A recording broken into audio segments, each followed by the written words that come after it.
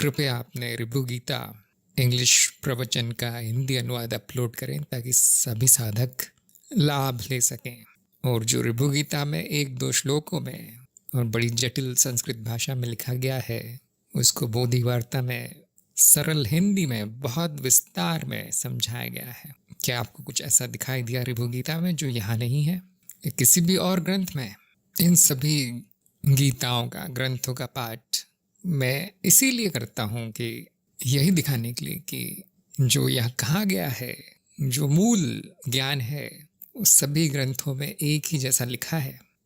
ऐसा बहुत कम देखा जाता है कि जो जाने माने ग्रंथ है अद्वैत या ज्ञान मार्ग के, उनमें कुछ उल्टा लिखा हो जो इस ज्ञान को गलत सिद्ध कर दे। मैंने ऐसा कभी नहीं देखा।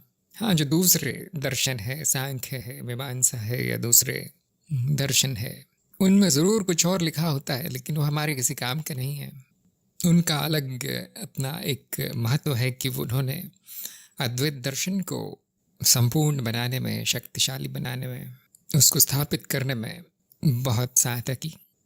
इसमें त्रुटियां निकाल के, इसकी आलोचना करके इसको और मजबूत बनाया।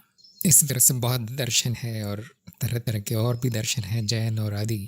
उनमें और इसमें कोई भेद नहीं दिखाई देता मुझे। भाषा अलग है, थोड़ा इधर उधर नाम पता अलग होगा, लेकिन मूल तत्व सभी का वही है। वैसे मैं ये नहीं कहता कि मैं किसी भी ग्रंथ का पाठ नहीं करूँगा। हो सकता है कि आगे ये काम भी हो जाए, लेकिन मैंने देखा है कि इन शास्त्रों को पढ़ने से शून्य ज्ञान मिलता है। शून्य ज्ञान आपको आपके स्वयं के अनुभव से ही मिलेगा, कुछ पढ़ने से नहीं।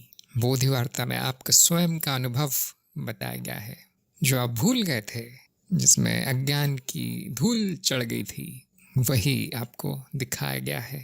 यदि बोधि वार्ता में जो बताया गया है वो समझ में नहीं आया तो किसी भी शास्त्र का लिखा हुआ समझ में नहीं आएगा।